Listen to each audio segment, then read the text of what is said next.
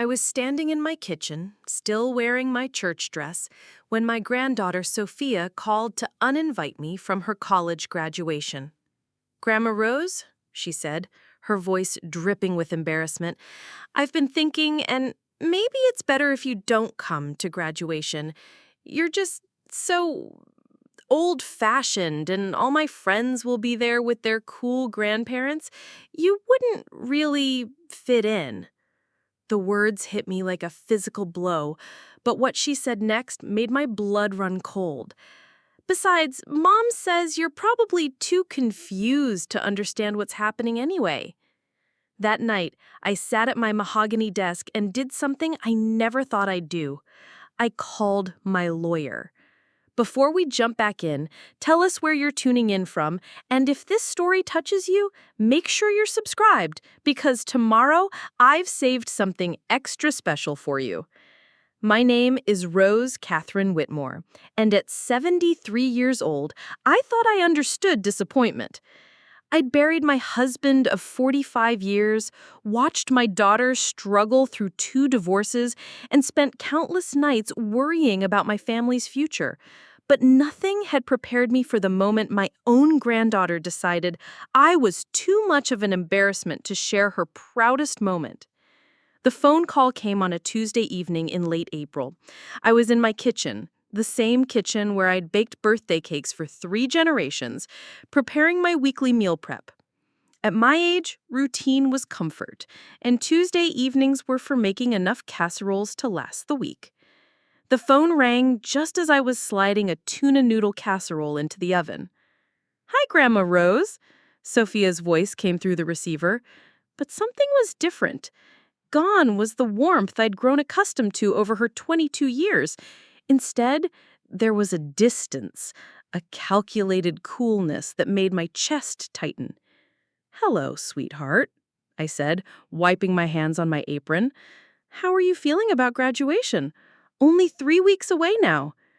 There was a pause, and in that silence, I should have known what was coming. "Actually, Grandma, that's what I wanted to talk to you about." I settled into my favorite chair by the window, the one my late husband Harold had reupholstered for me 20 years ago. From this spot, I could see the garden we'd planted together, now maintained by my aging hands alone. "What about graduation, dear?" "Well, I've been thinking about the guest list, and you know how limited the tickets are. And with Mom and Dad both coming, plus my boyfriend's family." She trailed off, but I could hear her breathing, could sense her working up to something. "I'm sure we can make it work," I said gently. "I've been looking forward to seeing you walk across that stage since you started college." "That's just it, Grandma. I don't think it's the right event for you. You're just so different from everyone else who'll be there. All my friends have these young, hip grandparents who are into social media and understand current things. You still use a flip phone and wear those old-fashioned dresses to church." Each word was like a small knife. I looked down at my navy blue dress, the one I'd worn to church that morning. It was clean, pressed, and modest. I thought it was lovely. "I see," I managed to say. "It's not that I don't love you," she continued, her voice taking on that patronizing tone I'd heard before. "It's just that this is a really important day for me, and I want everything to be perfect. You understand, right?" I understood more than she realized. I understood that somewhere along the way, my granddaughter had learned to be ashamed of the woman who had helped raise her. I understood that the woman who had taught her to bake cookies and read bedtime stories was now considered too embarrassing to be seen with in public. "And honestly," Sophia continued, apparently emboldened by my silence, "Mom mentioned that you've been getting a little forgetful lately. She's worried you might get confused during the ceremony or say something inappropriate. It would just be easier for everyone if you celebrated with me privately later." There it was. The real reason. My daughter Patricia had been whispering about my mental state, planting seeds of doubt about my capability. Because I'd forgotten one appointment and mixed up the dates of 2 family birthdays, suddenly I was incompetent? "I'm not confused!" Sophia," I said quietly. "I'm 73, not 93. I've been managing my own affairs just fine." "I know, Grandma, but you have to admit you're not as sharp as you used to be. And graduation is really formal and important. There will be lots of people there, and I just think it might be overwhelming for someone your age." Someone my age. As if being 73 automatically made me incapable of sitting in an auditorium and watching my granddaughter receive her diploma? I'd attended dozens of graduations, weddings, and formal events throughout my life. I'd run a household, managed a budget, and helped my husband build a successful business. But apparently, none of that mattered now. "What does your mother think about this?" I asked, though I suspected I already knew the answer. "She agrees with me. She said you'd probably be more comfortable watching from home anyway. She's going to live stream it on her phone so you can see everything." Live stream? Like I was an invalid confined to a nursing home rather than a healthy woman who drove herself to the grocery store, maintained her own home, and volunteered at the church twice a week. "I see," I said again, because what else was there to say? I could have argued, could have reminded her of all the times I was there for her when her parents were too busy with their own drama. I could have mentioned the college fund I'd contributed, the care packages I'd sent, the late-night phone calls when she was homesick. But I didn't. "You're not mad, are you?" Sophia asked, and for a moment she sounded like the little girl who used to crawl into my lap when she was scared. "No, sweetheart," I lied. "I'm not mad." After I hung up the phone, I sat at my mahogany desk and did something I never thought I'd do. I called my lawyer. That evening, Patricia called. I almost didn't answer, but habit won out over hurt. "Hi, Mom," she said, her voice bright with false cheer. "Sophia said she talked to you about graduation." She did. "I hope you understand. It's not personal. It's just that graduation is such a big deal, and there will be so many young people there. We thought you'd be more comfortable at home." More comfortable. Another euphemism for unwanted. "Besides," Patricia continued, "you've been having some memory issues lately. Remember last month when you went to Dr. Henderson's office on the wrong day? And you forgot about lunch with the church ladies?"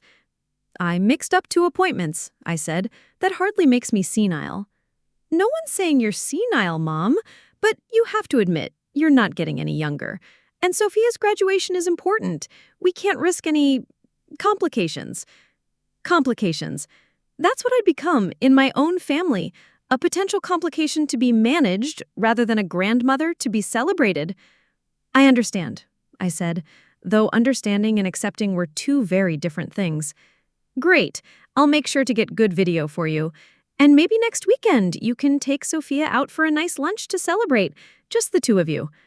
Just the 2 of us, where no one else would have to see the embarrassing old grandmother who didn't fit into their perfect picture.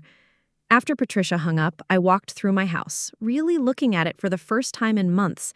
It was the same house Harold and I had bought when Patricia was 5 years old, the house where we'd hosted countless family gatherings, holiday celebrations, and birthday parties. The walls were covered with photos spanning decades, Patricia's school pictures, her wedding photos, pictures of Sophia as a baby, toddler, and teenager. In the formal living room, I paused in front of the grand piano Harold had bought me for our 10th anniversary. Sheet music was still scattered across the top, songs I'd been learning to play for Sophia's graduation party. I'd planned to surprise her with her favorite song from childhood, the lullaby I used to sing when she stayed overnight. Now there would be no graduation party. At least, not one I'd be invited to. I climbed the stairs to my bedroom, each step feeling heavier than the last. In my dresser drawer, underneath my jewelry box, I kept a folder of important documents, birth certificates, insurance papers, and my will. I pulled out the thick document, sealed in its blue legal folder, and carried it downstairs to my kitchen table. Harold and I had updated our wills several years after Sophia was born, wanting to ensure our granddaughter's future was secure. The majority of our estate was to be divided between Patricia and Sophia, with specific provisions for Sophia's education and future. There was also money set aside for great-grandchildren we hoped to have someday, and donations to the charities we'd supported throughout our marriage. I'd been proud of this will, proud that we could leave behind something meaningful for the next generations. Harold had worked hard his entire life, building his accounting practice from nothing, and I'd managed our money carefully, investing wisely and spending modestly. Together, we'd built a substantial estate worth just over $2 million. Sophia stood to inherit nearly half of that, with provisions for Patricia receiving the house and other assets. It was meant to give my granddaughter freedom, the ability to start her adult life without the burden of student loans or the stress of finding her first apartment.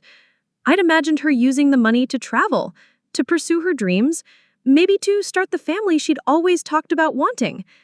But as I sat at my kitchen table, reading through the legal language that laid out my final wishes, I began to wonder if I'd made a mistake. If I was too old and embarrassing to attend her graduation, too much of a liability to be seen in public with her, what did that say about how she really felt about me? The house was quiet around me, filled only with the ticking of the grandfather clock Harold had bought at an estate sale 30 years ago. I thought about the phone call, replaying every word, every inflection, the casual cruelty of being dismissed, the assumption that I would simply accept being excluded from one of the most important moments in my granddaughter's life. I thought about Patricia's words too, the way she'd painted me as a confused old woman whose presence might somehow ruin Sophia's special day. When had I become such a burden? When had caring for me become an obligation rather than a relationship? The more I thought about it, the angrier I became. Not the explosive anger of youth, but the cold, calculated anger of a woman who'd finally realized she had been taken for granted. I'd spent decades putting my family first, supporting them through divorces and financial struggles, babysitting, cooking meals, offering advice when asked, and staying silent when it wasn't wanted. And this was how they repaid me, by deciding I was too embarrassing, too old, too much of a potential problem to share in their joy. I picked up my phone and dialed the number I'd memorized years ago. Jameson, Carter and Associates, came the crisp voice of the receptionist. This is Rose Whitmore. I need to schedule an appointment with Mr. Carter as soon as possible. I need to revise my will. There was a pause. Let me check her schedule. Would Thursday morning work for you? Thursday morning would be perfect. As I hung up the phone, I felt something I hadn't experienced in months, a sense of control.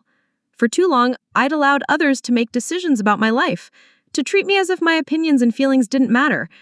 But my will was mine to control, and if Sophia thought I was too much of an embarrassment to be part of her life, then perhaps it was time to reconsider what part she should play in mine. I spent the rest of the evening thinking about the changes I wanted to make. It wasn't about revenge, though I'd be lying if I didn't say there was a part of me that wanted Sophia to understand the consequences of her words. It was about dignity, about refusing to be treated as less than I was simply because of my age. The next morning, I called my friend Helen, who'd been my confidant since our husbands started their business together 40 years ago. She was the only person I trusted to give me honest advice without trying to manage my emotions. "Rose," she said, after I'd told her about the phone call, "I'm so sorry. That must have been devastating." It was, I admitted, but what bothers me most is that I didn't see it coming. When did I become someone to be ashamed of? "You didn't become anyone different," Helen said firmly. "They did. And frankly, I think Patricia has been poisoning Sophia against you for months." This was something I'd been afraid to acknowledge, but Helen was right. There had been signs, subtle changes in how Sophia interacted with me, shorter phone calls, fewer visits, a certain impatience when I asked questions about her life. I'd attributed it to her being busy with school, but maybe there was more to it. "What are you going to do?" Helen asked. Preparing and narrating this story took us a lot of time. So if you are enjoying it, subscribe to our channel. It means a lot to us. Now, back to the story. "I'm changing my will," I said. "If Sophia doesn't want me at her graduation, if she's ashamed to be seen with me, then maybe she shouldn't benefit from my life's work either." "That's a big decision, Rose. Are you sure you're not just acting out of hurt?" I considered this carefully. Was I being vindictive? Or was I finally standing up for myself after years of being taken for granted? "I don't know," I said honestly, "but I know I can't pretend this doesn't change things. If this is how she really feels about me, then continuing to support her financially feels like rewarding bad behavior." "Have you thought about talking to her first? Maybe explaining how much her words hurt you? I had thought about it, but I couldn't see the point. Sophia was 22 years old, not 12.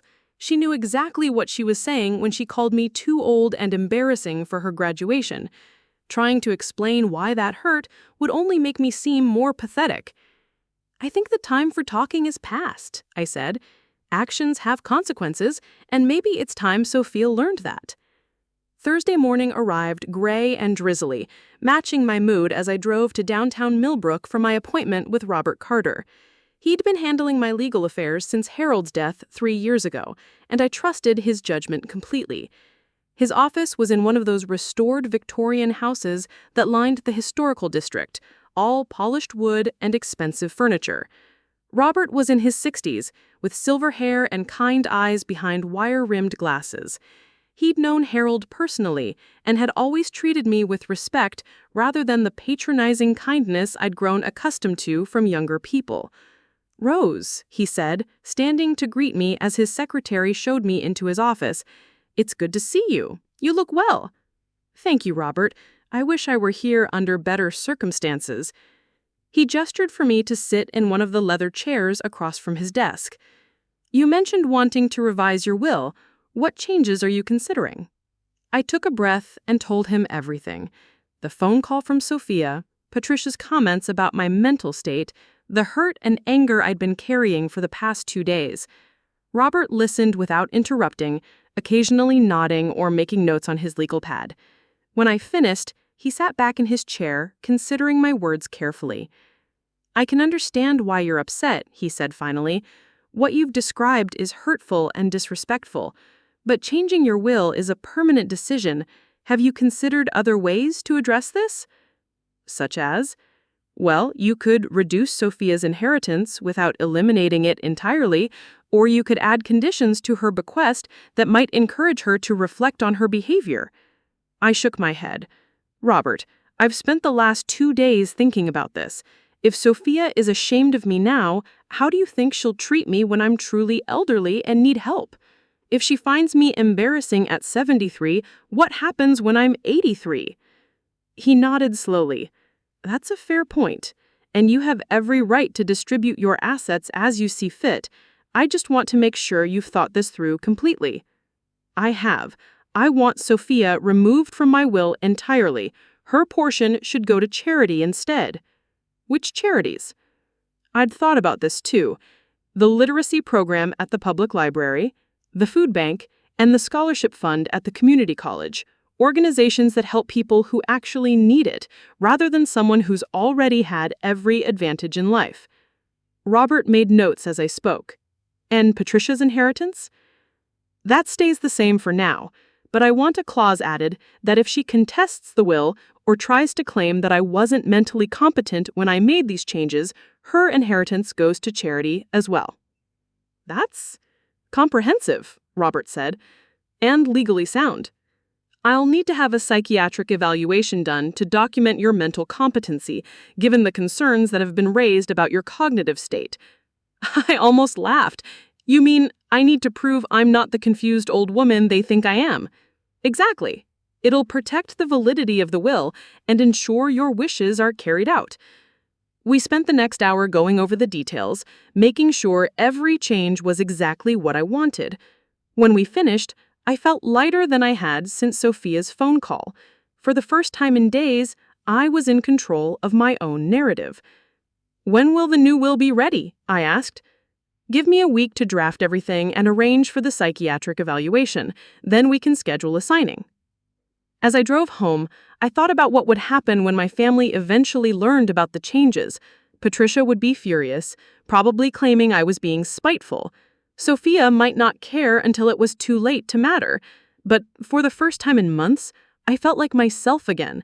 Not the embarrassing old grandmother who needed to be managed and hidden away, but Rose Catherine Whitmore, a woman who'd lived 73 years and earned the right to make her own decisions about her own life. The graduation was still 2 weeks away, and I had no intention of telling anyone about the will changes until after the ceremony. If Sophia wanted to exclude me from her celebration, that was her choice. But she was about to learn that choices have consequences, and some decisions can't be undone. That evening, I sat in my garden with a cup of tea, watching the sunset paint the sky in shades of pink and gold. The tulips Harold and I had planted were still blooming, a reminder that some things endure even when everything else changes.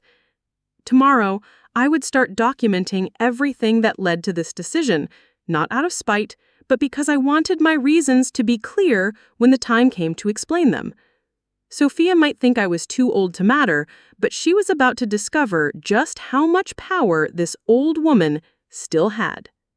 The psychiatric evaluation took place the following Tuesday in Dr. Margaret Fenwick's office, a warm space filled with plants and soft lighting that made me feel more like I was visiting a friend than undergoing a mental competency assessment.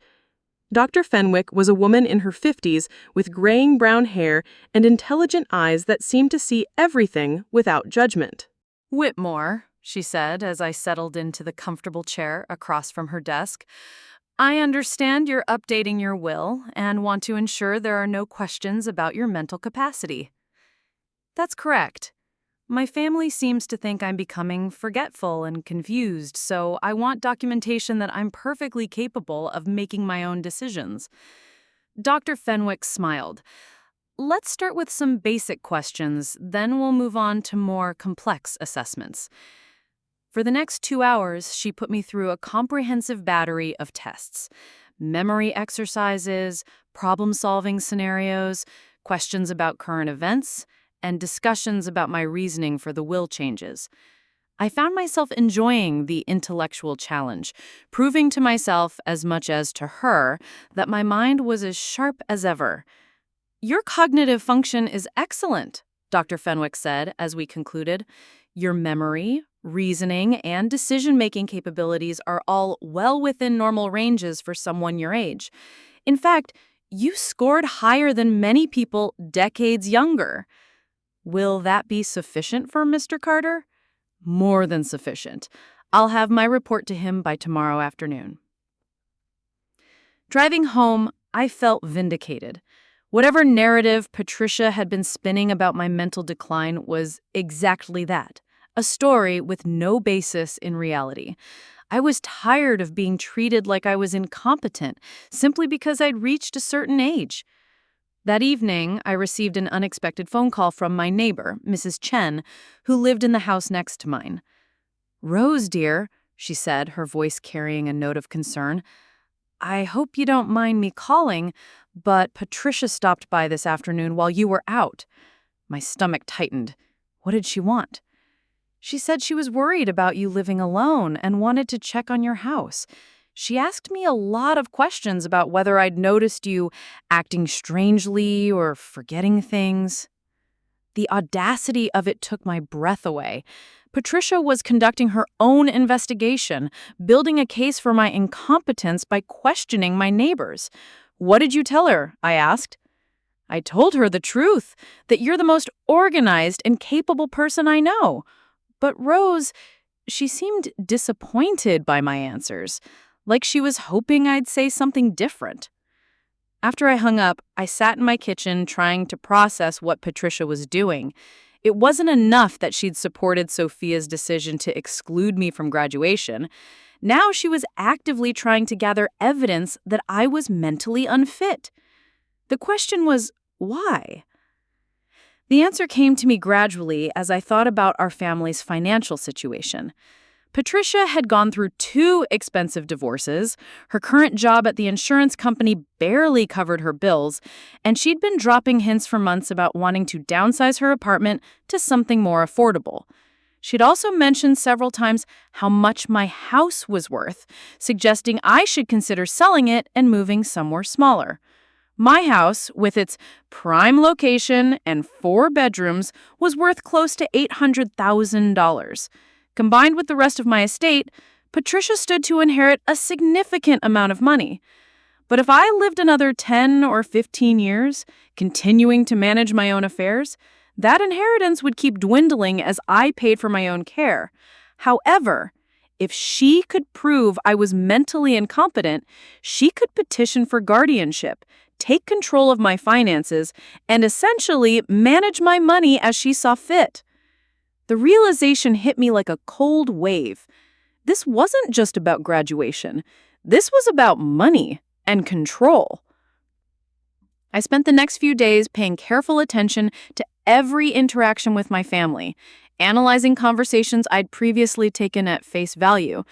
Patricia's comments about my forgetfulness, her suggestions that I might be happier in assisted living, her offers to help me organize my important papers, all of it took on a different meaning when viewed through this new lens. Friday morning brought another surprise. I was in my garden, deadheading the roses, when a car I didn't recognize pulled into my driveway. A young woman in a business suit got out, carrying a clipboard, and looking around my property with obvious interest. "Mrs. Whitmore?" she called as she approached. "I'm Jennifer Welsh from Sunshine Senior Living.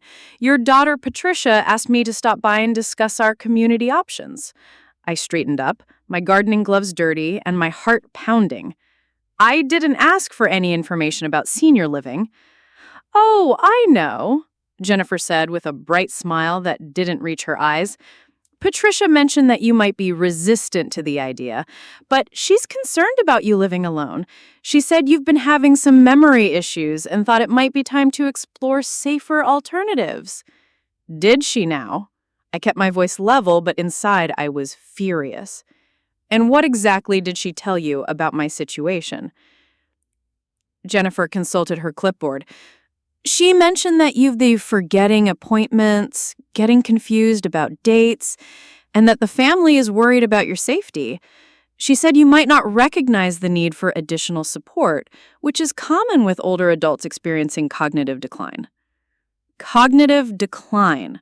Patricia had painted me as a woman in the early stages of dementia, someone who couldn't be trusted to recognize her own limitations. "I appreciate your concern," I said carefully, "but I'm perfectly capable of caring for myself. I haven't asked for information about senior living, and I'm not interested." "I understand your reluctance," Jennifer said, her tone taking on that patronizing quality I'd grown to hate. "Many seniors feel overwhelmed by the idea of change, but our community is really wonderful. We have activities, meal plans, and medical support available 24 hours a day. Your daughter is just looking out for your best interests." My best interests or Patricia's financial interests? "I'll think about it," I lied. "Thank you for stopping by." After I hung up, I called Robert Carter immediately. "Robert, I need to accelerate our timeline. Can we schedule the will signing for this week? Is everything all right, Rose?" I told him about Jennifer's visit, about Patricia questioning my neighbors, about the increasingly clear picture of what my daughter was planning. "I see," Robert said when I finished. "Yes, let's get this handled immediately. Dr. Fenwick's report came in yesterday, and it's extremely favorable. Can you come in tomorrow morning? I'll be there." That evening, I made a decision that surprised even me. Instead of waiting passively for whatever Patricia had planned next, I decided to do some investigating of my own. If she was building a case against my competence, I needed to understand exactly what she was doing and why. I started by going through my recent interactions with Sophia, looking for patterns I might have missed. When I really thought about it, her behavior over the past few months had been increasingly distant. Phone calls that used to last an hour were cut short after 15 minutes. She'd stopped asking for my advice about school or relationships. Most telling, she'd stopped mentioning plans for after graduation, as if she didn't want me to know what her future held. But there had been other changes, too. Last Christmas, when Sophia opened the check I'd given her for $5,000, Patricia had made a comment about how generous I was being with money I might need for my own care someday.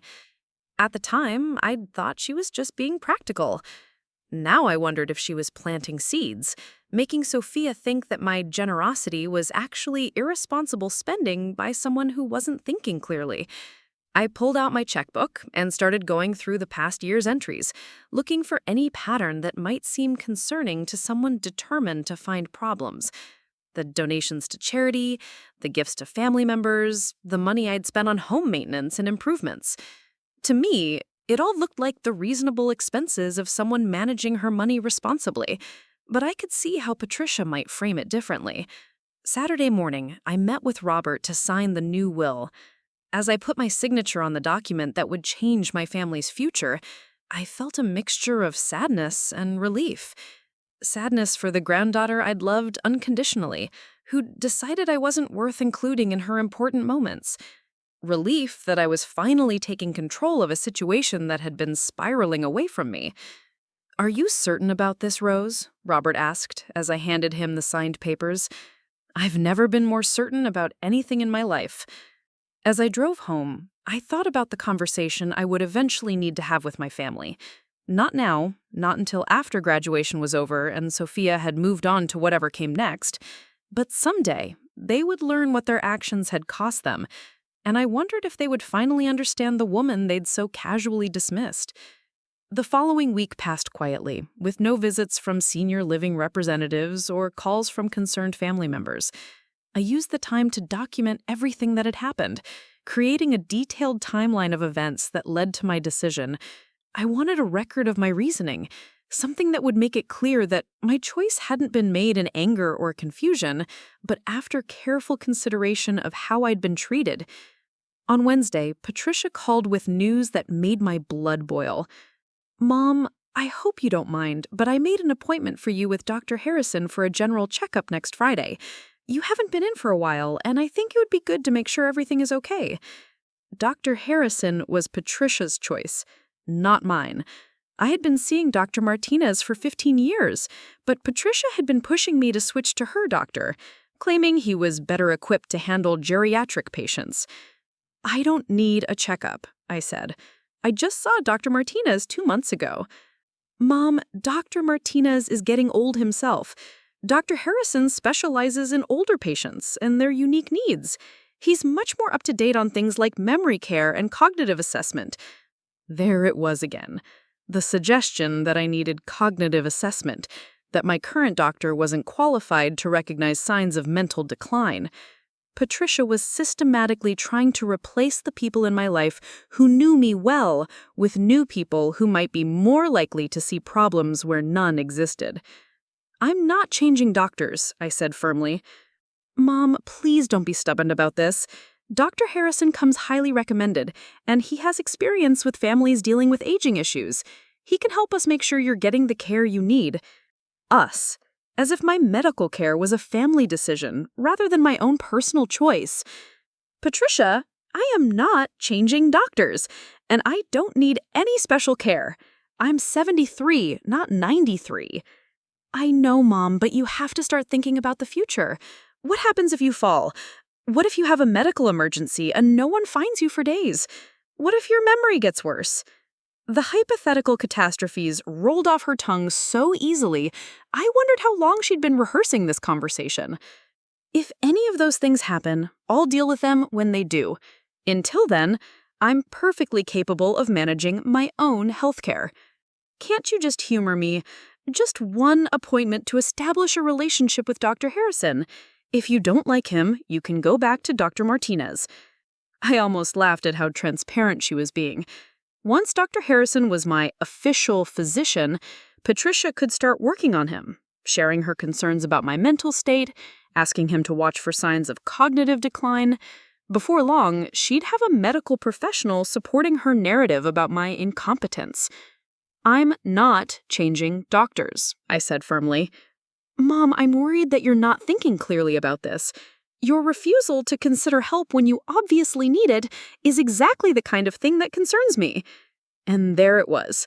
My refusal to comply with her plans was now evidence of my mental decline. It was a perfect trap she'd been constructing. Agree to her suggestions, and I was admitting I needed help.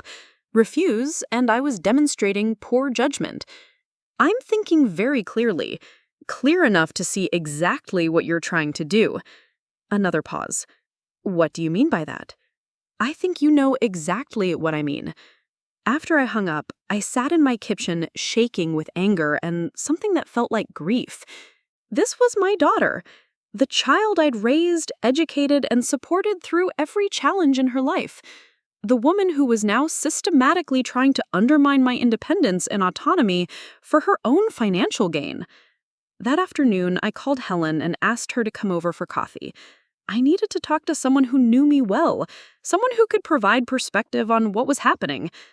Helen arrived within an hour, carrying a plate of the oatmeal cookies I knew I loved. We sat in my living room, surrounded by photos of happier times, and I told her everything.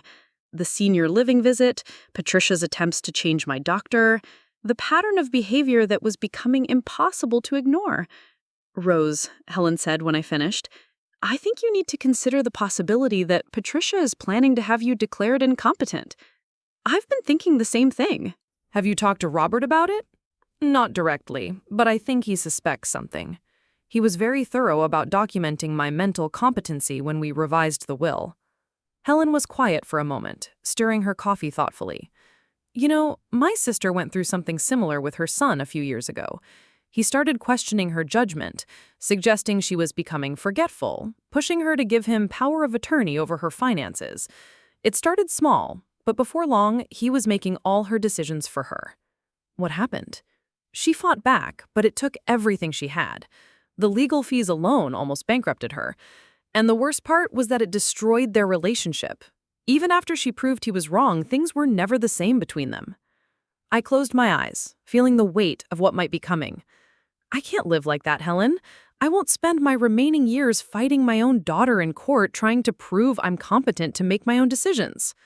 What's your alternative? I thought about the new will, locked safely in Robert's office. I'm going to make it very clear that there are consequences for treating me this way, and if Patricia wants to challenge my competence, she's going to discover that I'm a lot sharper than she thinks. Helen reached over and squeezed my hand. Whatever you decide to do, you know I support you. You're one of the strongest, most capable people I know, and anyone who can't see that is blind.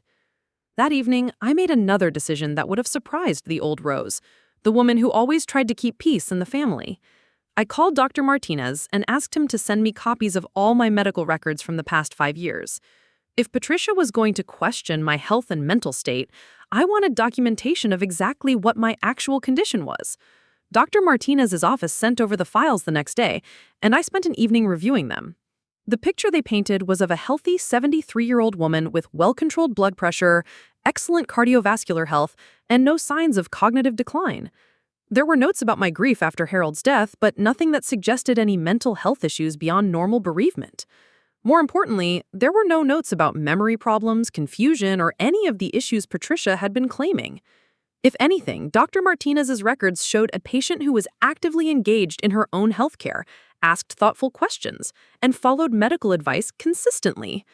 Armed with this documentation, I felt more confident about confronting whatever Patricia had planned next.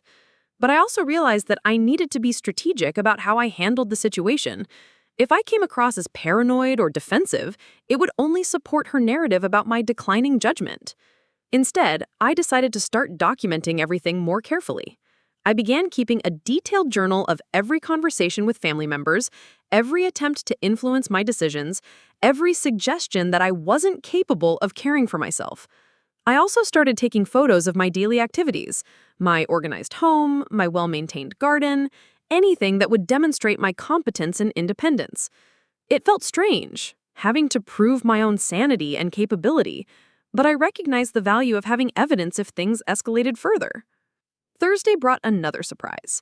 I was at the grocery store, carefully selecting fresh vegetables for the week's meals, when I ran into Sandra Morrison, a woman I knew from church.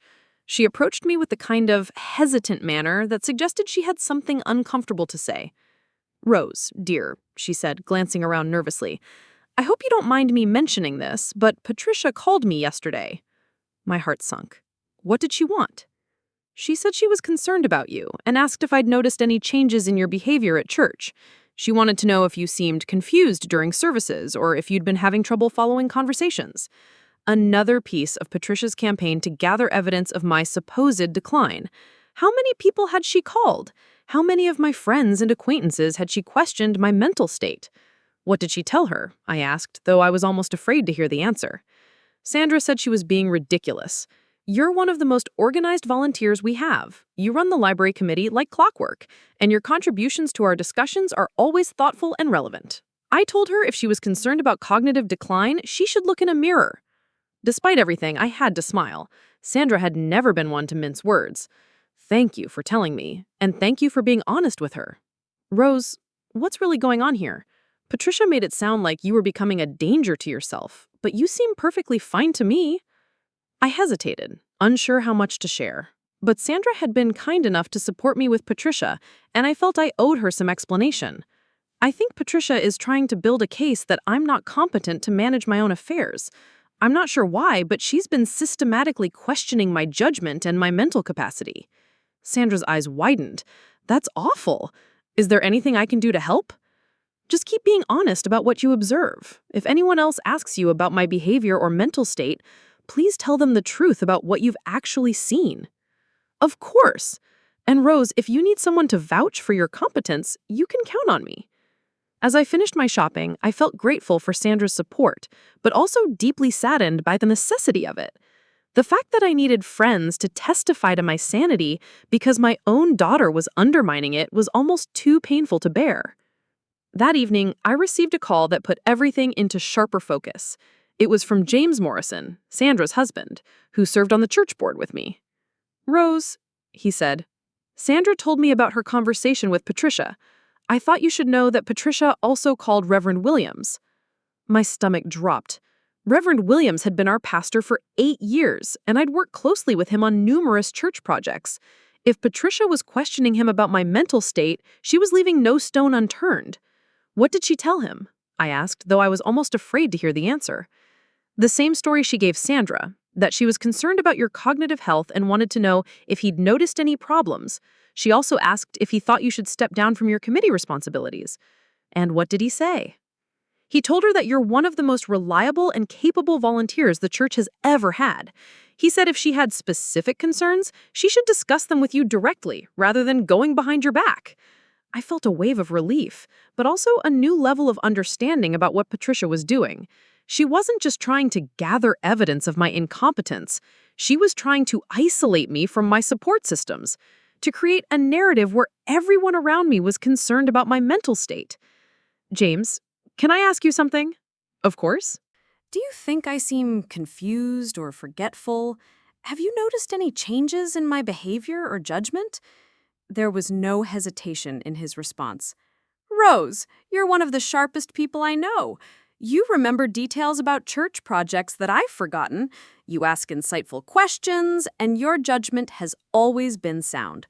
Whatever Patricia is trying to prove, she's barking up the wrong tree. After we hung up, I sat in my living room looking at the photos that covered every surface. Pictures of Patricia as a little girl learning to ride a bike while I ran alongside her. Photos from her high school graduation, her weddings, the day Sophia was born. 48 years of being her mother, and this was what it had come to. I wondered when she had stopped seeing me as a person and started seeing me only as an obstacle to her financial security. When had my well-being become secondary to her convenience? When had she decided that my wishes and autonomy mattered less than her plans for my money? The phone rang again, interrupting my dark thoughts. This time it was Sophia, calling with what sounded like forced cheerfulness. Hi, Grandma Rose. I just wanted to check in and see how you're doing. I'm doing well, sweetheart. How are your final preparations for graduation going? Oh, busy but exciting. I can't believe it's only a week away. A week away, and I still wasn't invited? The reminder stung, but it also strengthened my resolve. I'm very proud of you, I said, and meant it despite everything that had happened. Thanks, Grandma. Actually, I was calling because Mom mentioned that you've been having some trouble lately. She said you might be getting a little forgetful. And there it was. Patricia had recruited Sophia into her campaign, turning my granddaughter into another tool in her effort to prove my incompetence. Did she? What kind of trouble does she think I'm having? Well, she said you forgot about some appointments and got confused about dates. She's worried that you might not be safe living alone anymore. I closed my eyes, fighting back the urge to defend myself to my own granddaughter.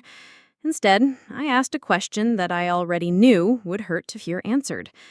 And what do you think, Sophia? Do you think I'm becoming forgetful and confused? There was a pause that told me everything I needed to know. Well, Grandma, you are getting older, and sometimes older people don't realize when they're having problems. Mom just wants to make sure you're okay. Older people don't realize when they're having problems, as if reaching 73 automatically made me incapable of self-awareness or judgment. I see, I said quietly. Don't be upset, Grandma. We all love you and want what's best for you. Maybe it would be good to have some help, you know?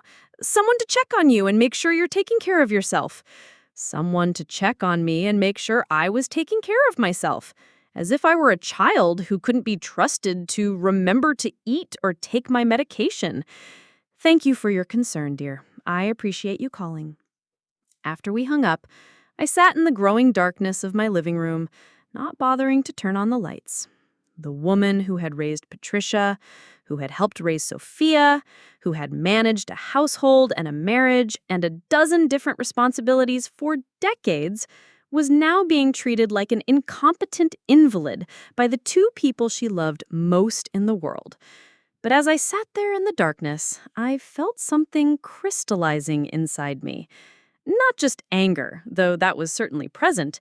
Not just hurt, though that cut deep. What I felt was a cold, clear determination to show exactly who they were dealing with. Patricia thought she could manipulate me into giving up my independence. Sophia thought I was too old and embarrassing to be part of her life.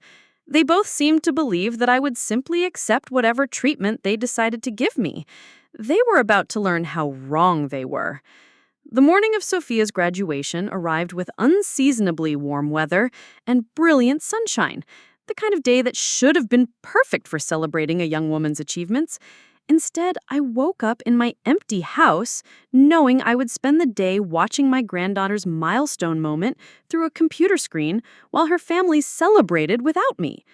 Patricia had texted me the night before with instructions on how to access the live stream, her message filled with exclamation points and false enthusiasm. Can't wait to see you, Sophia, walk across that stage. The ceremony starts at time, but you'll want to log in early to make sure the connection works. So excited for you to be part of this special day. Part of this special day. From my living room, watching through a phone camera, while they sat in reserved seats taking professional photos. I had my coffee and toast at the kitchen table, the same breakfast I'd eaten every morning for the past 20 years. But everything felt different now, charged with an anticipation that had nothing to do with graduation and everything to do with what I'd planned afterward.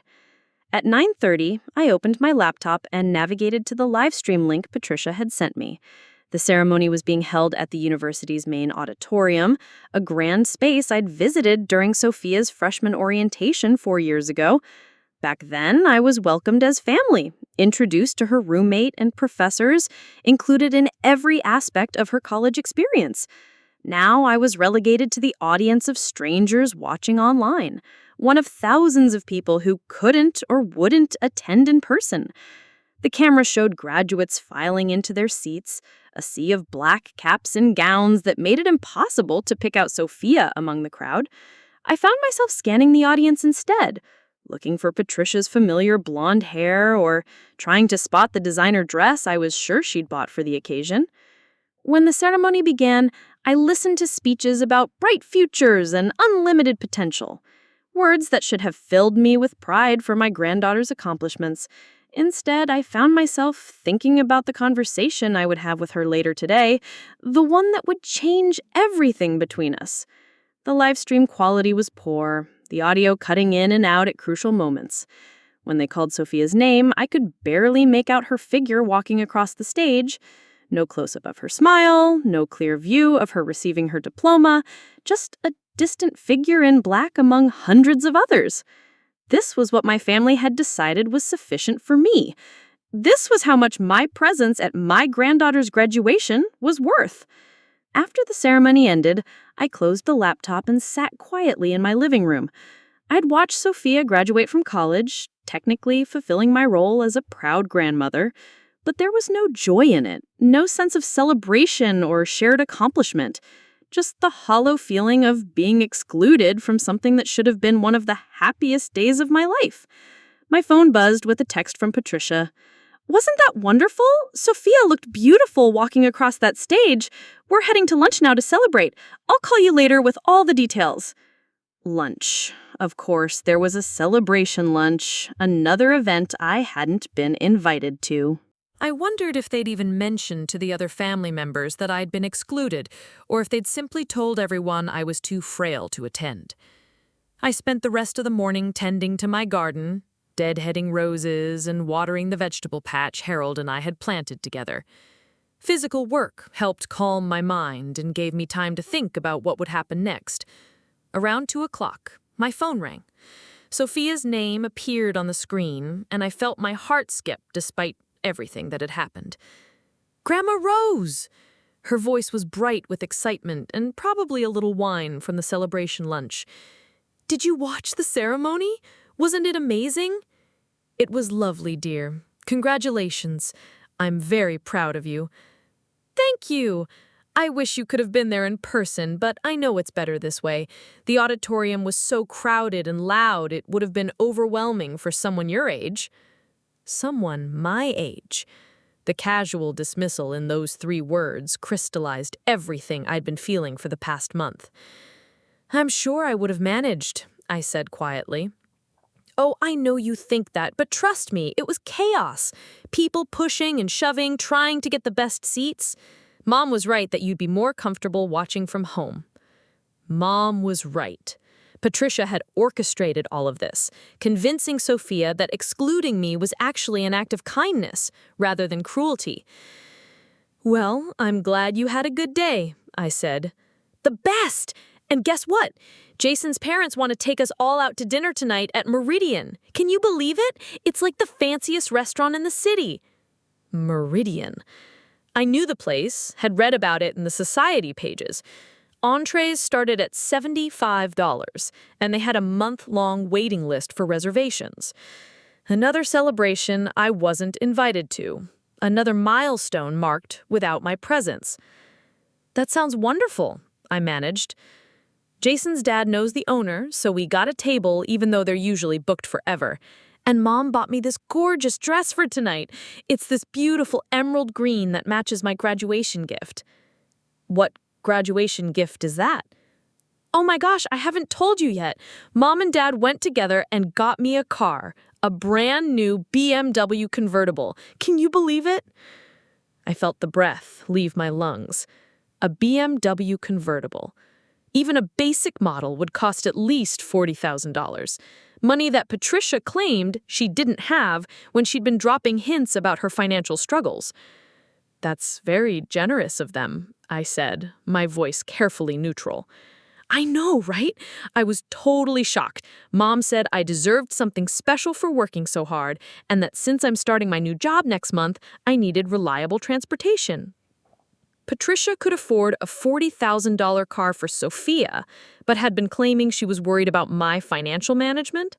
Patricia could afford designer dresses and dinner at Meridian, but had been suggesting I needed to consider assisted living for financial reasons. "I'm happy for you," I said, and part of me genuinely was. Sophia had worked hard in college, and she deserved to celebrate her achievements. But the contrast between how much they were willing to spend on celebration and how little they valued my presence was stark. "Thanks, Grandma. I should probably go get ready for dinner. It's going to be such a perfect end to a perfect day." A perfect day. One that had been perfect precisely because I wasn't part of it.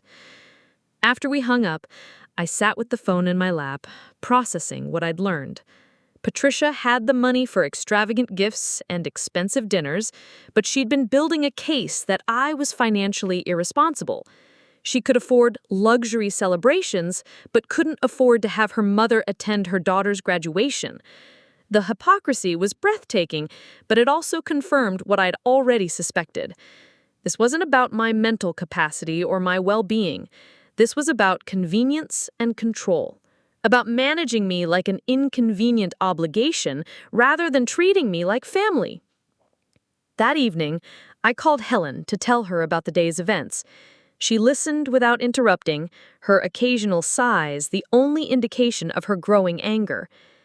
"A $40,000 car?" she said when I finished. "And she's been claiming she's worried about your spending?" It's becoming clear that Patricia's financial concerns are very selective. "Helen, I think you need to accelerate whatever you're planning. If she's willing to spend that kind of money on Sophia now, imagine what she'll do when she thinks she has control of your finances." Helen was right. Patricia's lavish spending on graduation celebrations suggested she was already counting on future access to my money.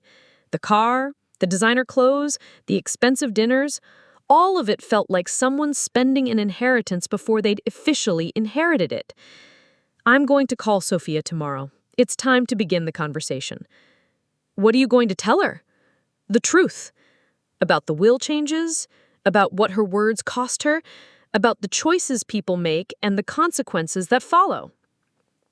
That night, I barely slept. I kept thinking about the conversation I would have with Sophia, imagining her reaction when she learned what her cruelty had cost her.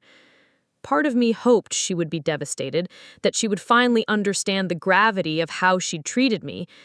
Another part of me dreaded the moment when my granddaughter would realize that actions have consequences, even when you're young and beautiful and used to getting everything you want. Sunday morning came gray and drizzly, a stark contrast to the perfect weather of graduation day.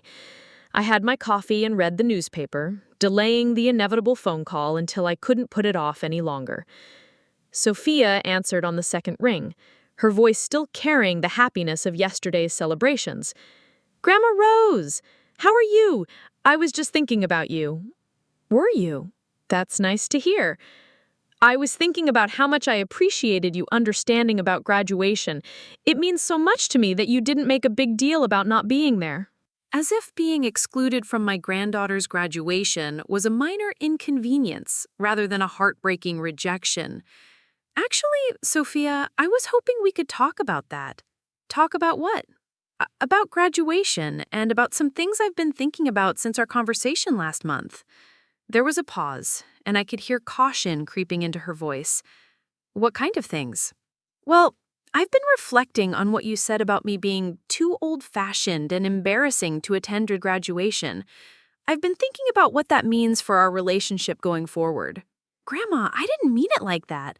I just wanted my graduation to be perfect, you know? It wasn't personal." "Not personal. Telling your grandmother she's too embarrassing to be seen with isn't personal?" "I understand you wanted your day to be perfect," I said carefully, "but I want you to understand something too. The decision to exclude me from your graduation has made me reconsider some things about our family dynamic." "What do you mean, reconsider things?" "Well, for instance, I've been thinking about my will." The silence that followed was profound. I could practically hear Sophia processing what I'd said, trying to understand the implications. "Your will?" she said finally, her voice smaller than before.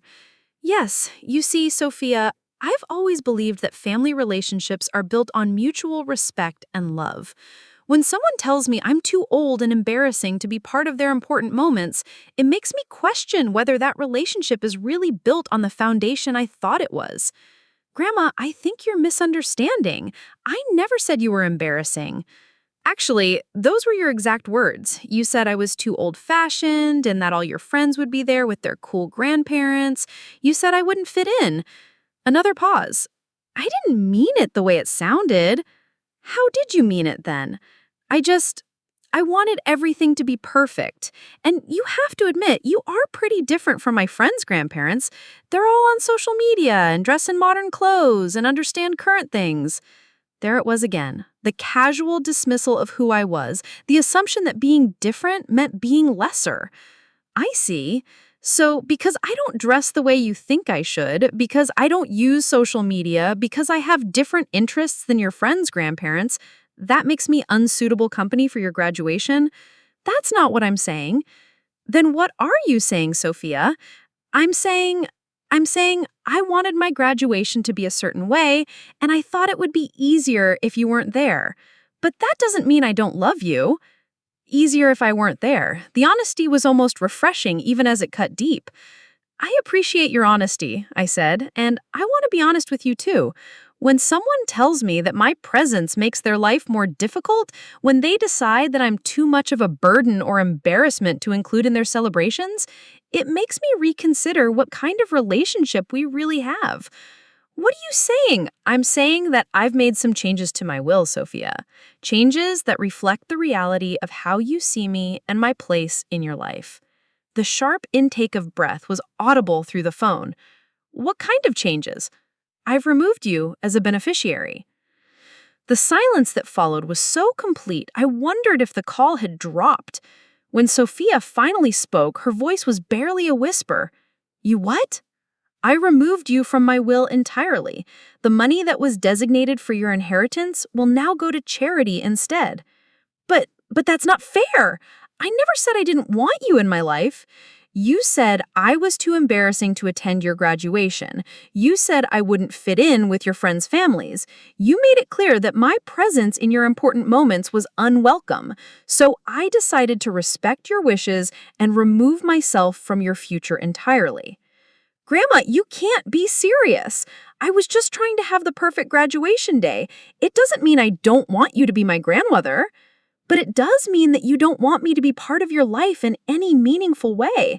And if that's the case, then perhaps it's best if my money goes to people who actually need it and appreciate it, rather than someone who sees me as an embarrassment.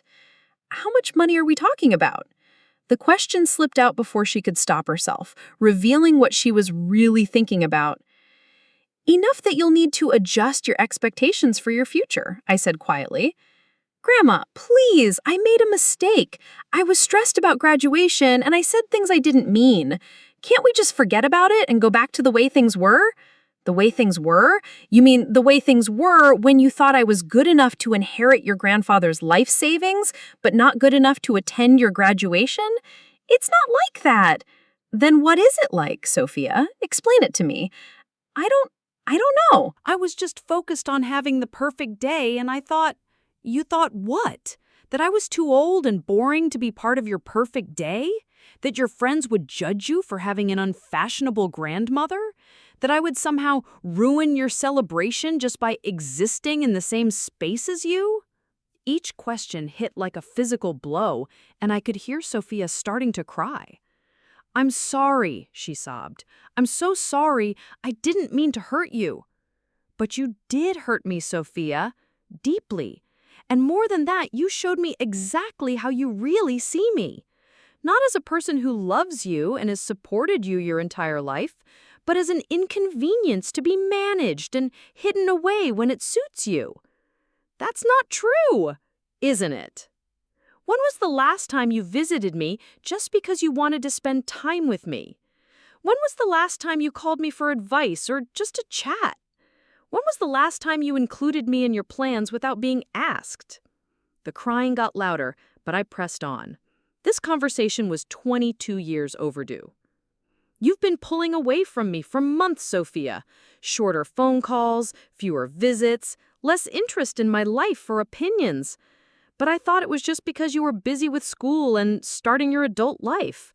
I never imagined it was because you were ashamed of me. I'm not ashamed of you. Then why did you tell me I was too old-fashioned for your graduation? Why did you say I wouldn't fit in? Why did you choose to exclude me from one of the most important days of your life? Because why, Sophia?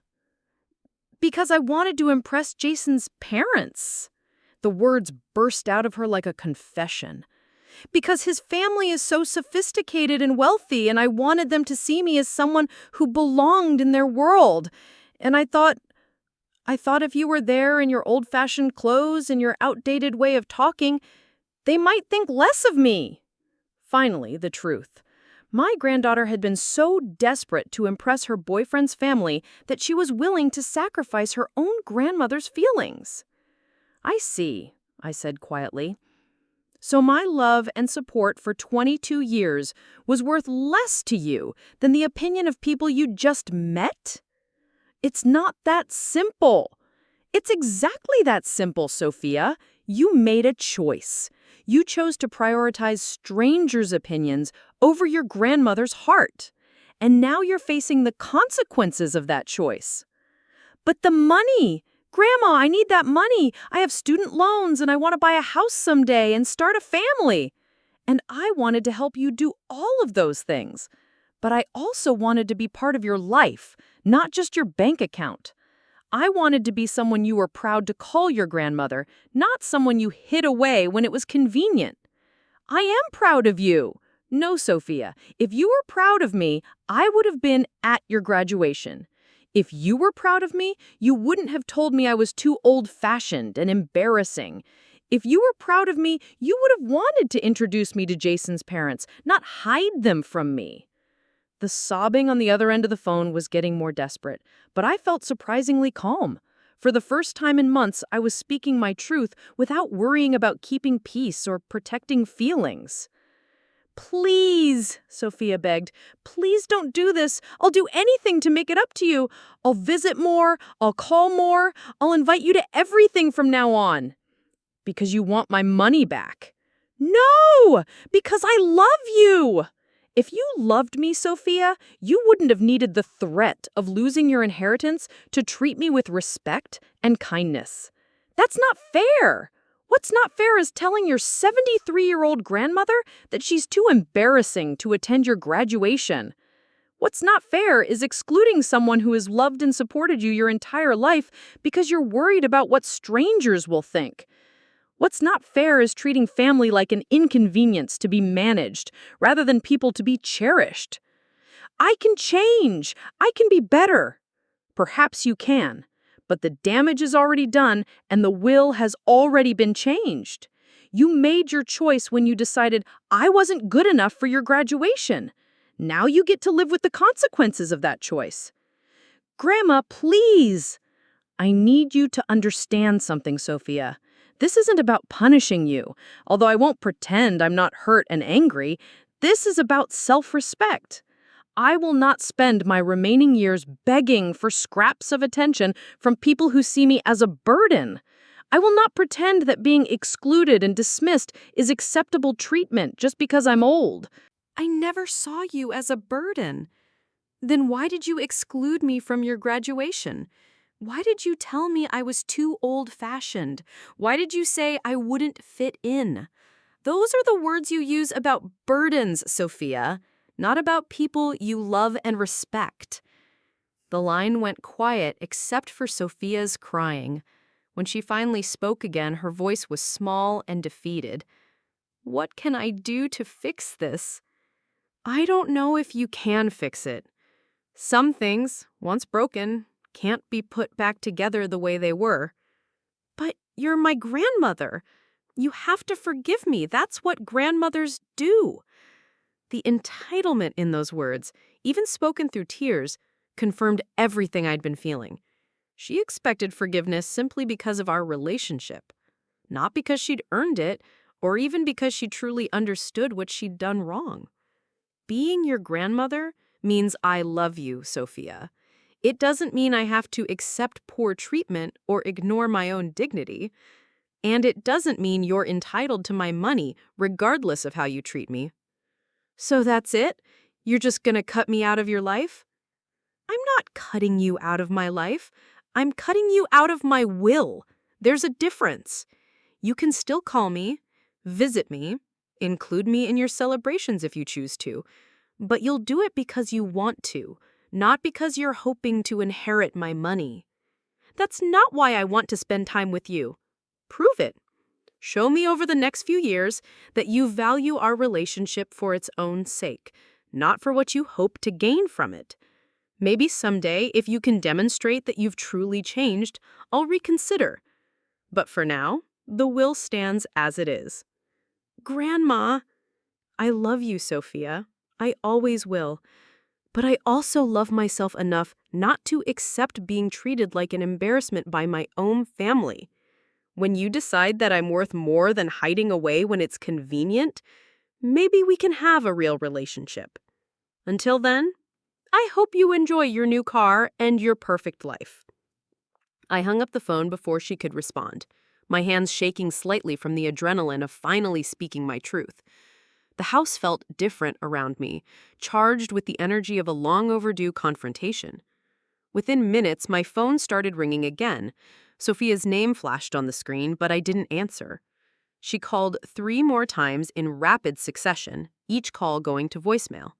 Then the text messages started. "Grandma, please pick up. I'm so sorry, please let me explain.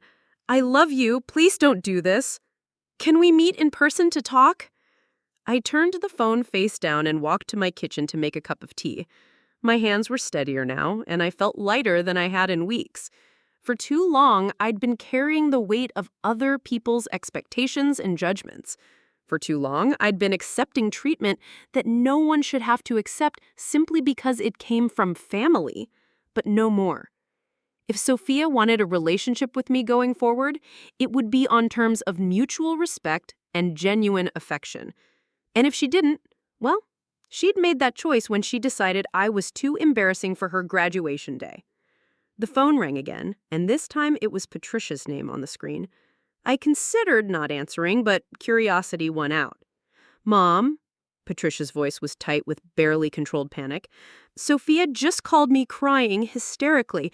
She said you changed your will and cut her out completely. Please tell me she misunderstood." She understood perfectly.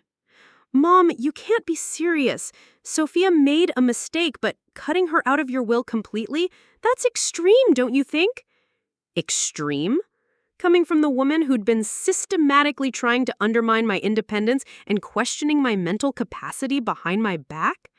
I think what's extreme is telling your grandmother she's too embarrassing to attend your graduation.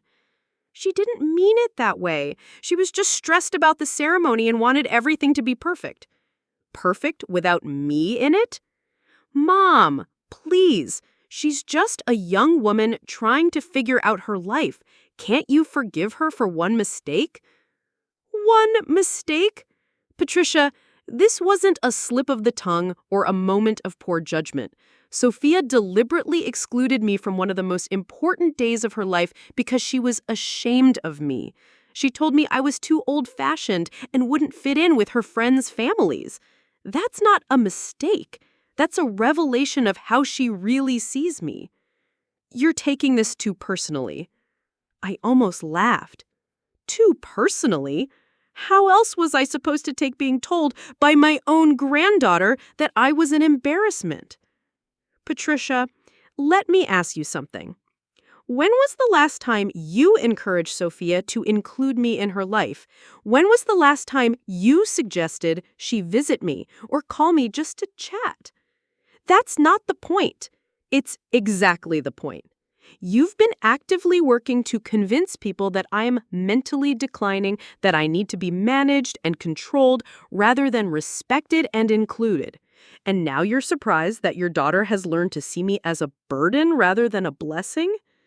I was trying to help you. No, Patricia, you were trying to help yourself. You want control of my finances, and you've been systematically undermining me to achieve that goal. You've taught Sophia to see me as a problem to be solved rather than a person to be loved. That's not true. Isn't it? Explain to me how excluding me from graduation was helping me. Explain to me how telling me I'm too confused to manage my own medical care was helping me. Explain to me how questioning my mental capacity to everyone in my social circle was helping me. There was a long pause. I think you're confused about what's been happening. And there it was again. The suggestion that my perception of events wasn't reliable, that my understanding of my own experiences wasn't trustworthy. I'm not confused, Patricia. I'm perfectly clear about what's been happening, and I'm perfectly clear about my decision regarding Sophia's inheritance. Mom, please reconsider. Sophia is your only grandchild. She's your legacy. My legacy isn't someone who's ashamed to be seen with me. My legacy is the values I've tried to live by, the kindness I've tried to show, the dignity I've tried to maintain. If Sophia can't see the value in those things, then perhaps my money is better spent elsewhere. You're being vindictive. I'm being realistic. If Sophia thinks I'm too embarrassing for her graduation, How do you think she'll treat me when I'm actually elderly and need care? If she can't respect me now, when I'm healthy and independent, what makes you think she'll respect me later when I'm vulnerable?" Patricia was quiet for a long moment. When she spoke again, her voice had a different quality, more calculating than emotional. "What if Sophia apologizes? What if she promises to do better? And then she'll have learned something valuable about treating people with respect. But the will won't change based on promises. It would only change based on sustained behavioral change over time." How much time? The question revealed everything I needed to know about Patricia's priorities. She wasn't concerned about repairing relationships or teaching valuable lessons. She was concerned about money and timelines. "I haven't decided," I said. "Maybe years. Maybe never. That depends entirely on whether Sophia can demonstrate that she values our relationship for its own sake, not for what she hopes to gain from it. This is going to devastate her." Good. Maybe devastation will teach her something that 22 years of unconditional love and support apparently couldn't. After I hung up, I sat in my living room surrounded by photos of happier times, feeling both sad and oddly liberated. I'd spent months being managed and manipulated, treated like a problem to be solved rather than a person to be respected. Today, I'd reclaimed my voice and my power.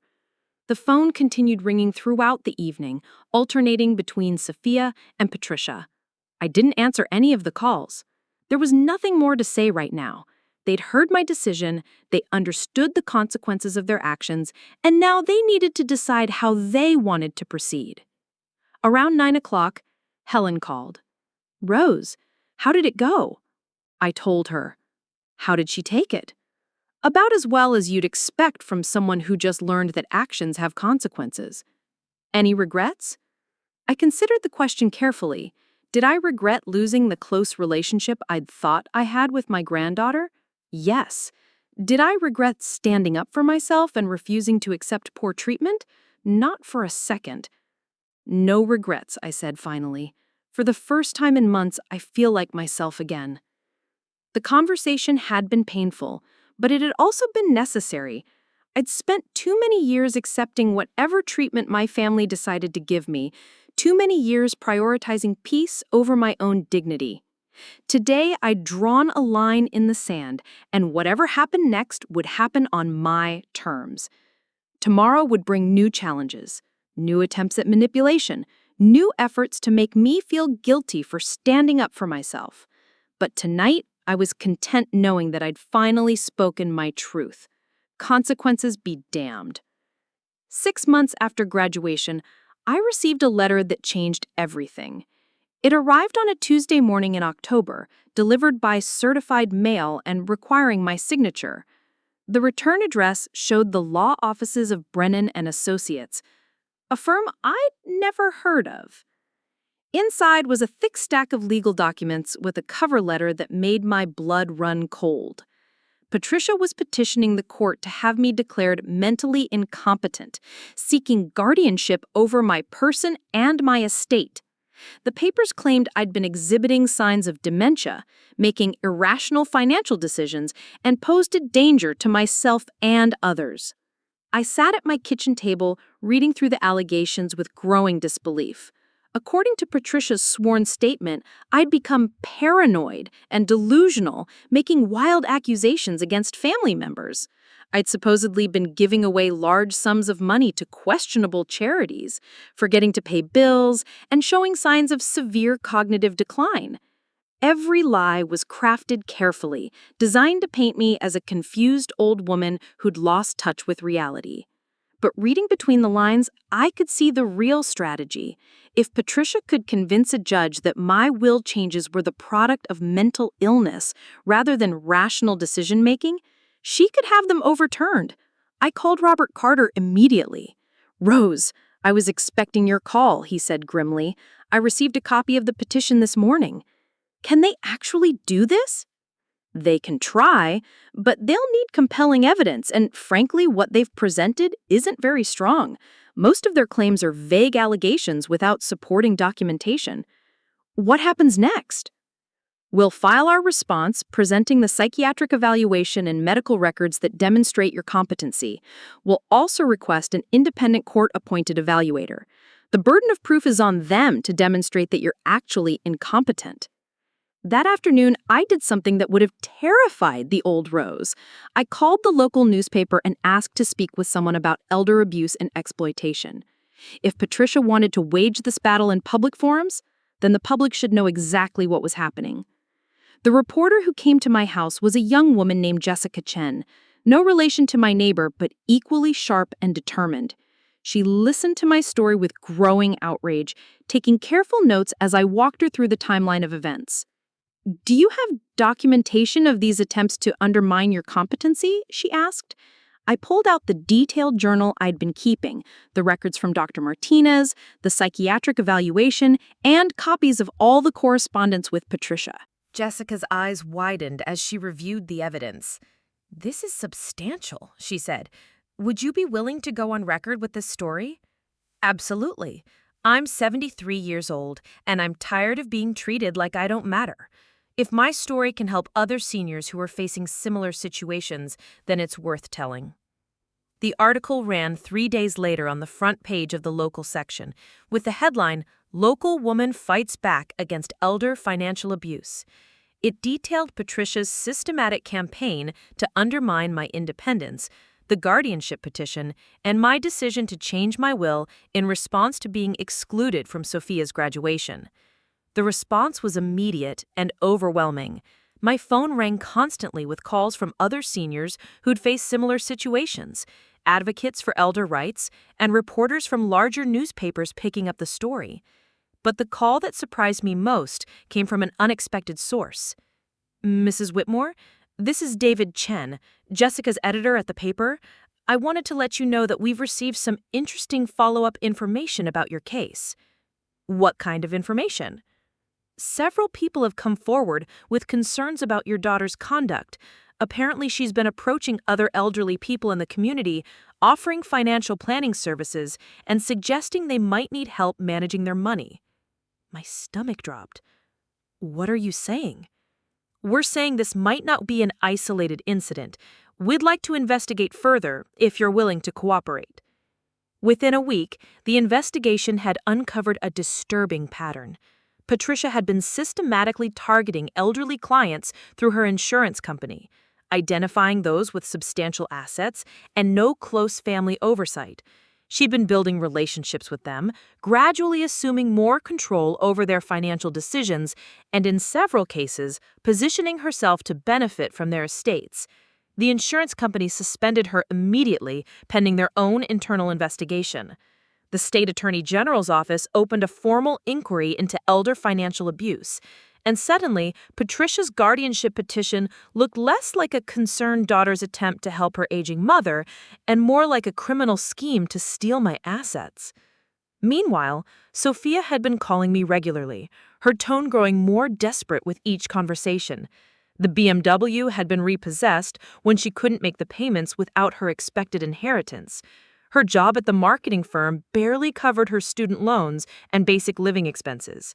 The luxury lifestyle she'd been planning based on my money had evaporated overnight. "Grandma, please," she begged during one particularly painful call. "I know I messed up, but this is destroying my life. I can't afford my apartment, I can't pay my loans, and everyone thinks I'm a terrible person because of the newspaper article." "What do you think, Sophia? Are you a terrible person?" I don't know anymore. I never meant for any of this to happen." "What did you mean to happen?" "I just wanted my graduation to be perfect. I wanted Jason's family to like me. I wanted to fit into his world."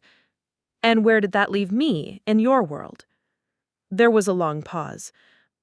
"I guess it didn't, and I'm sorry for that. I'm really, truly sorry." "Are you sorry because you hurt me, or because there were consequences for hurting me?" "Both," she admitted quietly. "I didn't realize how much I was hurting you at the time, but I do now. And yes, I'm sorry about the consequences too. I didn't think you'd actually change your will." At least she was being honest. "What did you think would happen, Sophia?" I thought you'd be upset for a while, but then you'd forgive me like you always do. I thought family was supposed to forgive each other no matter what. Family is supposed to treat each other with respect and love. Forgiveness doesn't mean accepting poor treatment indefinitely. So there's really no way to fix this? I considered her question carefully. Over the past 6 months, Sophia had called me regularly, but only after learning about the will change. She'd visited twice, but both times the conversation had focused on her financial problems and her regrets about graduation. There had been no genuine effort to rebuild our relationship, no real interest in my life or feelings beyond how they affected her inheritance. I don't know, Sophia. Real change takes time and genuine effort. It means caring about someone for who they are, not what they can give you.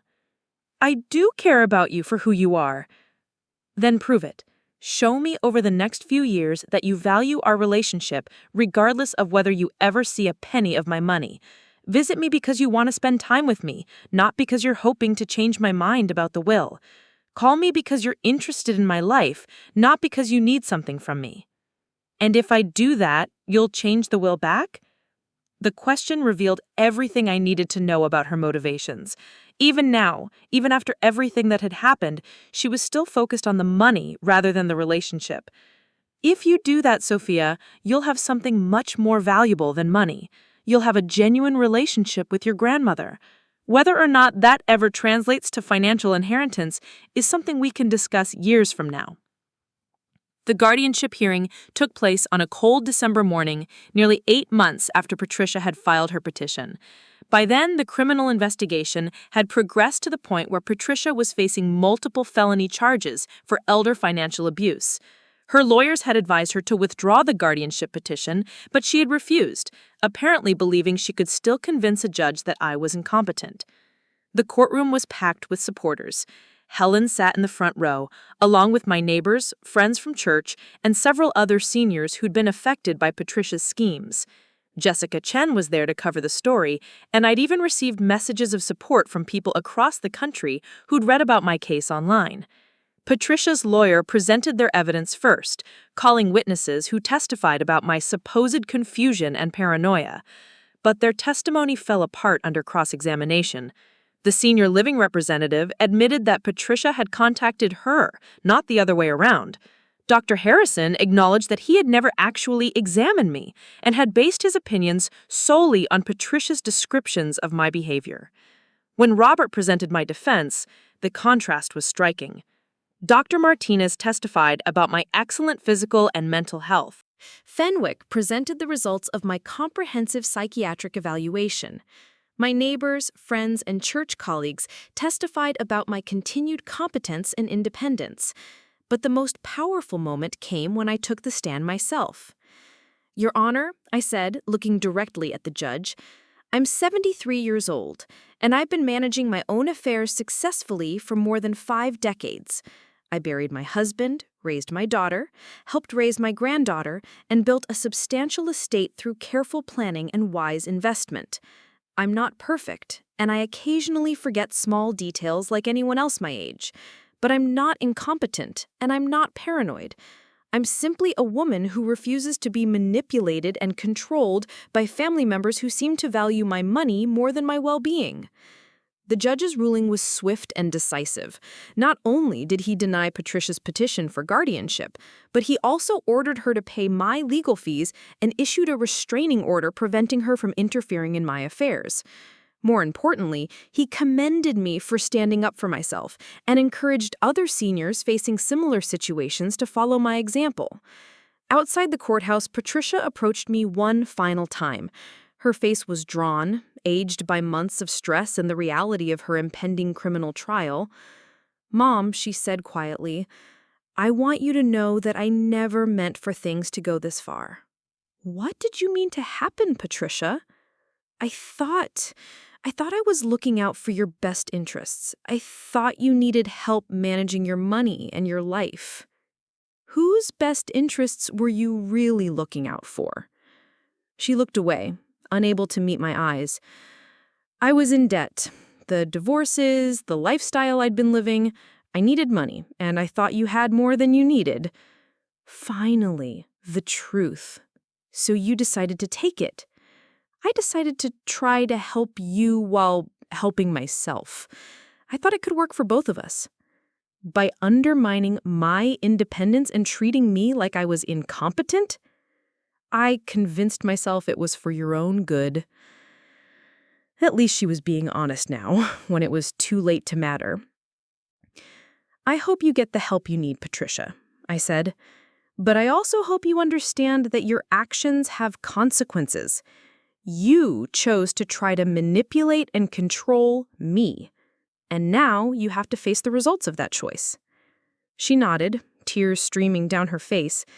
I know, and I'm sorry. I'm really sorry. As I watched her walk away, I felt a mixture of sadness and relief. Sadness for the daughter I'd raised who'd lost her way so completely. Relief that the battle was finally over and I'd emerged victorious. 2 years later, I sit in my garden on a warm spring morning, surrounded by the flowers Harold and I planted together decades ago. The legal battles are behind me. Patricia is serving a reduced sentence after pleading guilty to multiple counts of elder financial abuse.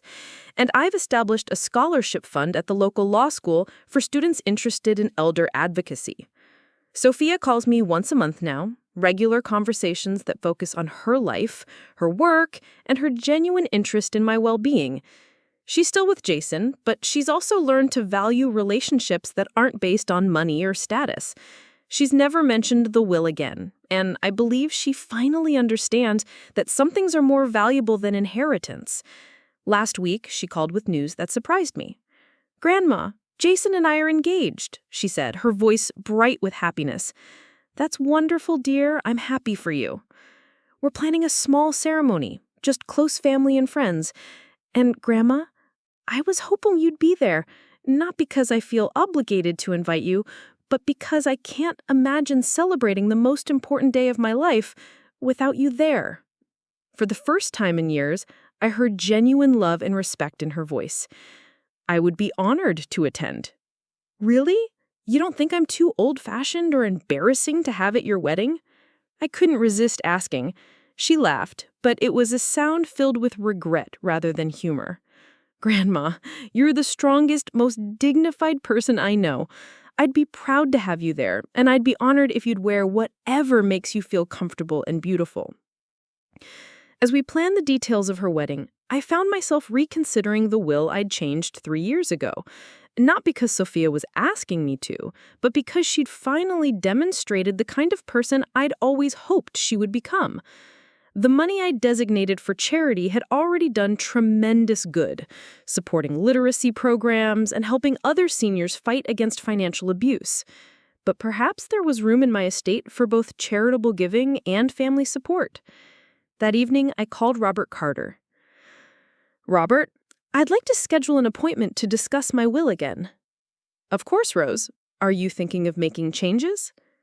"I'm thinking of creating a trust for Sophia, something that would provide her with financial support while ensuring the money is used responsibly, but with conditions that reflect the values I hope she's truly learned." "What kind of conditions?" "Regular visits, not because she has to, but because she wants to. Continued involvement in my life, genuine interest in my well-being, and a commitment to using any inheritance to build something meaningful rather than just funding a lifestyle." "That sounds very reasonable. When would you like to meet?" "Soon," I said, looking out at my garden where new flowers were beginning to bloom. "It's time to start planning for a future built on love and respect rather than obligation and fear." 3 years ago, my granddaughter told me I was too old and embarrassing for her graduation. That decision cost her nearly $1 million and taught both of us valuable lessons about family, respect, and the true meaning of inheritance. Now, as I prepare to watch her marry the man she loves, surrounded by people who value her for who she is rather than what she can give them, I realize that sometimes the best thing you can give someone is the consequences of their actions. And sometimes those consequences lead to growth, understanding, and a stronger relationship than ever before. The will may change again someday, but the lessons we've learned will last forever. Love without respect is meaningless. Family without dignity is hollow. An inheritance without earning it is just money changing hands. As for me, at 76, I'm still writing my own story, making my own decisions, and refusing to be anyone's convenient burden. And that, more than any amount of money, is the legacy I'm proudest to leave behind. Up next, you've got 2 more standout stories right on your screen. If this one hit the mark, you won't want to pass these up. Just click and check them out.